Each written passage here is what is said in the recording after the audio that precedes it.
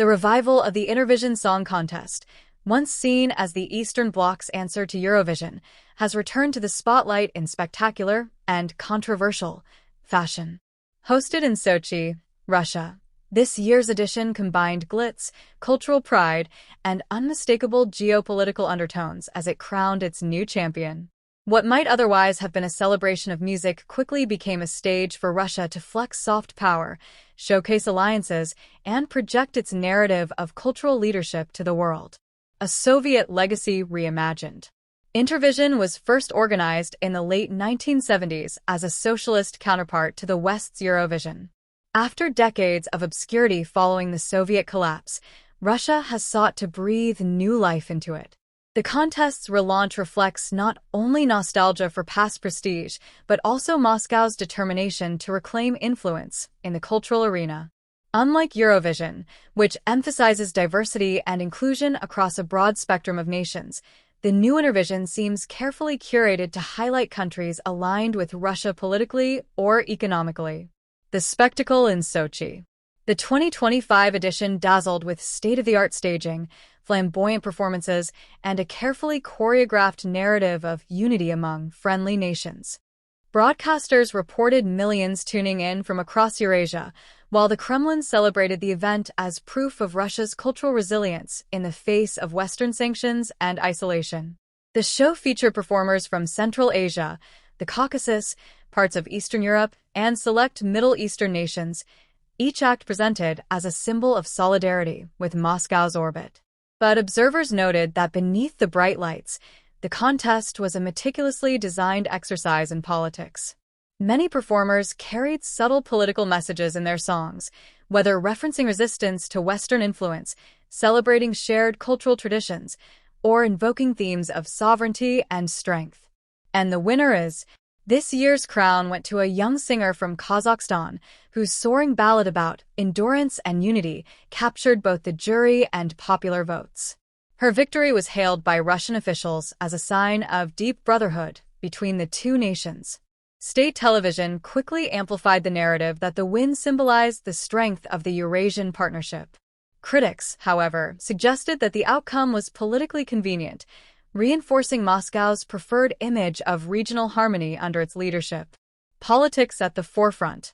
Critics outside Russia accused the event of being less about music and more about influence. Unlike Eurovision, where voting controversies usually revolve around national biases, Intervision's results were seen as heavily shaped by politics.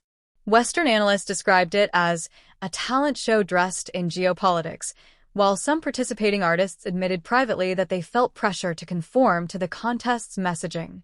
Human rights groups also raised concerns about Russia using the platform to normalize its image abroad while restricting free artistic expression at home. Independent musicians in Russia, many of whom oppose the government, complained that Intervision represents a sanitized, state-approved vision of culture, one that excludes dissenting voices. Performance as propaganda. For Russia, the contest serves multiple purposes. Domestically, it provides a source of pride and a distraction from economic and political challenges. Internationally, it reinforces alliances with countries still willing to engage with Moscow despite global tensions.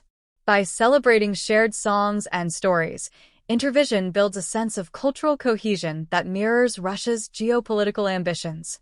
The production itself carried unmistakable symbolism. The stage design borrowed heavily from Soviet aesthetics, grand arches, red gold motifs, and historical references, while also presenting modern touches to appeal to younger audiences. Each performance was framed as more than entertainment. It was a statement of belonging to a cultural bloc distinct from the West. The broader implications. The return of Intervision reveals how cultural platforms are increasingly instrumentalized in global politics. Just as Eurovision reflects Europe's struggles and aspirations, Intervision now offers Russia and its partners a space to counter Western narratives. The contest may not yet rival Eurovision in terms of reach or popularity, but its revival underscores how music can serve as a vehicle for political messaging and power projection. For artists, this dual nature poses a dilemma: participate and gain visibility, or abstain and risk being sidelined. For audiences, The show provides both entertainment and an education in soft power politics. And for Russia, the contest is a strategic win, another way to signal that despite sanctions and criticism, it retains cultural clout and a loyal sphere of influence. Conclusion. The revamped Intervision Song Contest has crowned a winner, but the bigger victory belongs to Moscow. Beyond the music, the event demonstrated Russia's ability to blend performance, politics, and propaganda into a single spectacle. Whether it becomes a permanent fixture on the cultural calendar remains to be seen, but one thing is clear. In the contest of influence, every song carries a message, and every performance is political.